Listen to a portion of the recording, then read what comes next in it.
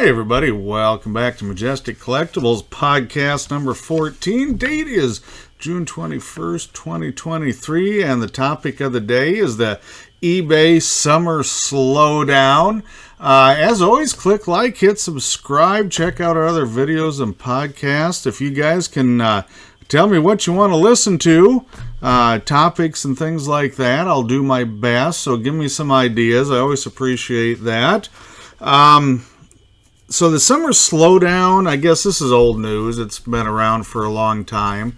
I don't sell on any other online platforms, so if there's anybody out there listening and you sell on, Mercari, Etsy, Amazon, whatever it is, I'm just guessing that it's probably the same for those sites. But if not, let me know. Give me some insight. I do sell on other places, just not online, just eBay online for that. So, the Summer Slowdown, which, it's eBay, so half of it's self-inflicted wounds with how they deal with the servers and the websites, but we're not going to talk about that because we can't control that. So, there's no use worrying about that because we're not going to fix it. So what I do during the Summer Slowdown, and this has been going on for me probably actually since, slowed down at the end of March and definitely by the 1st of May.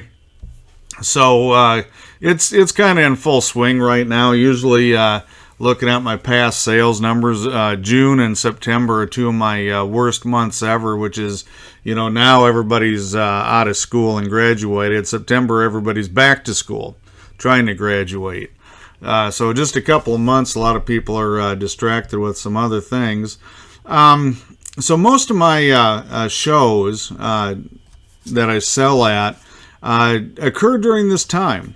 They really start, they started back in March and they run through the end of October, but the summertime here now from, May to end of September is pretty much the prime show territory for a lot of it.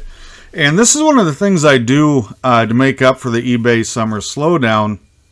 I try and do enough shows so my my revenue stream isn't overly affected. It smooths it out, so I don't have this big drop in revenue for, 10 to 15 weeks, of the summer sales. Then you kind of get hit again in September. So I kind of that's one of the things I do. So from a revenue standpoint, I try and schedule a lot of shows. I've done, let me count now. I'll get this right. So I did one mini con, and I did, that's so far this year up until this date. So I've done one mini con in Johnston, Iowa. Quad con, at Merle Hay Mall. I did the Des Moines Con, which is here in Des Moines, obviously, and I did the Blue Ribbon Flea Market up in Spirit Lake on Memorial Day. So I've got 4 shows in right now, and fairly close together. Usually I try and spread them out because they're a lot of work, just physical work and organizing things, and days I'm not listing on eBay or shipping on eBay, so I lose a little revenue there. And I still have, 2 more quad cons coming up by the end of the year, 1 more mini con, 2 more flea markets. So is that 4 again? Did I do that right? Let's see. 2 quad cons, 1 mini con is 3, 2 flea markets is 5. And then I just got my contract today for the G.I. Joe convention in November. So that'd be 6. So it looks like I'm going to do... right now, schedule about 10 shows, and that'll, all combined should make up, theoretically speaking, for my Summer Slowdown in revenue off the eBay sales. It's not the only thing I do, though, during this time.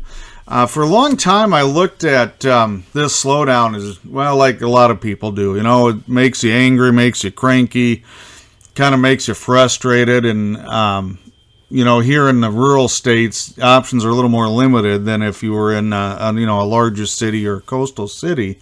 But one thing I did finally figure out, slow learner or not, I did finally figure this out, And I've had really good results with this. So if you don't want to go out and do the shows and the flea markets and things like that, which I do understand, if I didn't have to do them, I probably wouldn't.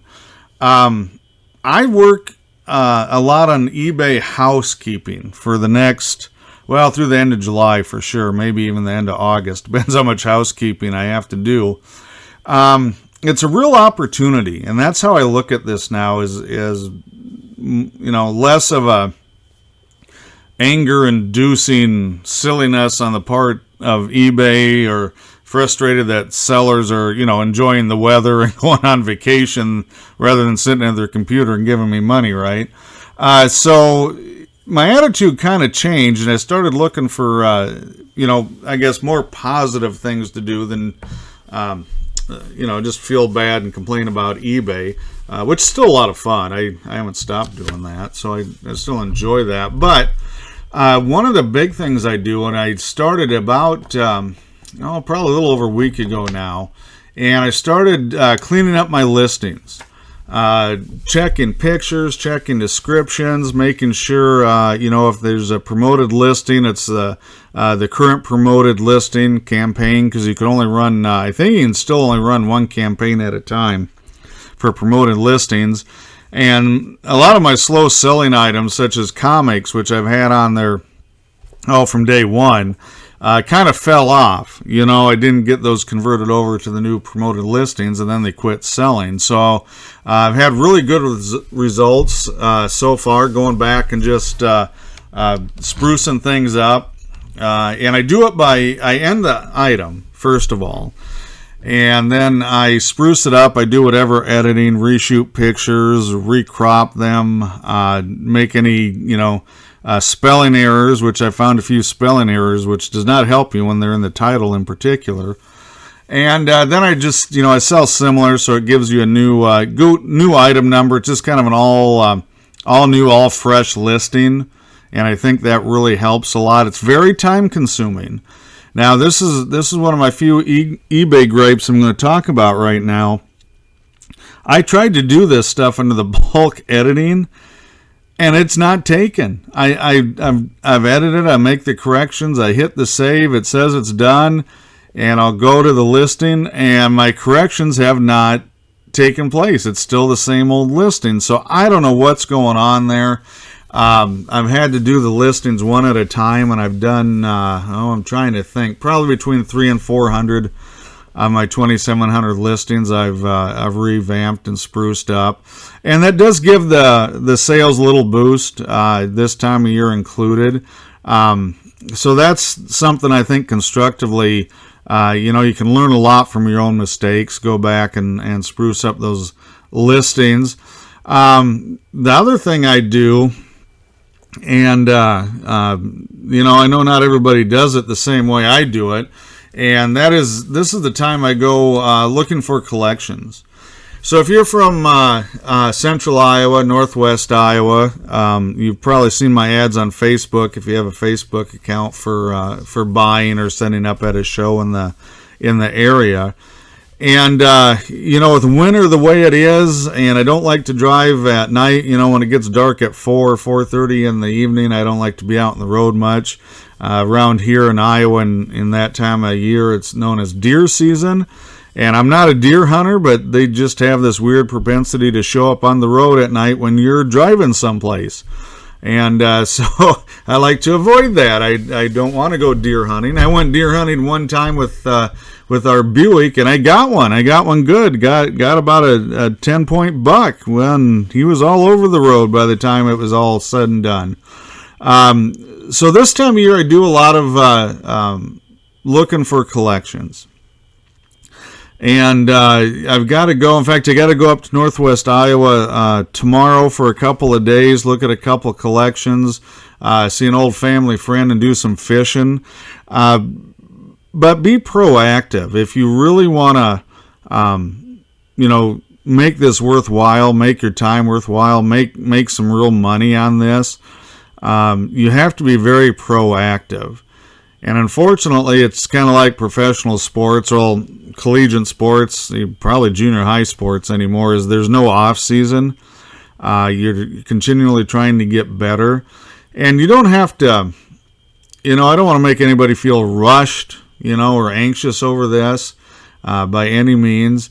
But, there's a lot of people doing what I'm doing. There's a lot of flippers, a lot of resellers, a lot of people looking for the same thing, which is something I usually don't do. I try and have some niche markets on some things. There's always competition, but if you're one of those buy and resell everything dealers, it seems like everybody else is doing that too, right? So a lot of competition at the garage sales, but it is garage sales season. Sign up no matter where you're at. There should be a Facebook community group.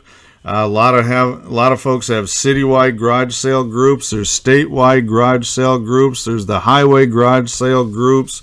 So there's plenty of opportunity there, but you're going to have to go get it. You're going to have to travel a little bit. And that's probably I don't know. I want to say it's the best thing I can do in this slow time on eBay, but it does depend what you find. So, if you go out and you find some killer collections that'll get you through the next year or so on inventory and reselling, that's kind of what I aim for. So I don't need a lot of collections. I just need, 1, 2, maybe 3 really good ones. And that doesn't always happen. There's years I don't get anything great bought, and then you're kind of working off old inventory, which that can be really challenging. But that's the 2 things I do. And I think if you're in the same similar business, reseller business, let me know what you guys do. I'm always curious to hear what other people do in this business. And absolutely, I learn a lot, and sure, I might try it myself. I'm not going to deny that at all. That's how you learn. But I know there's a lot of different ways to handle the slowdown.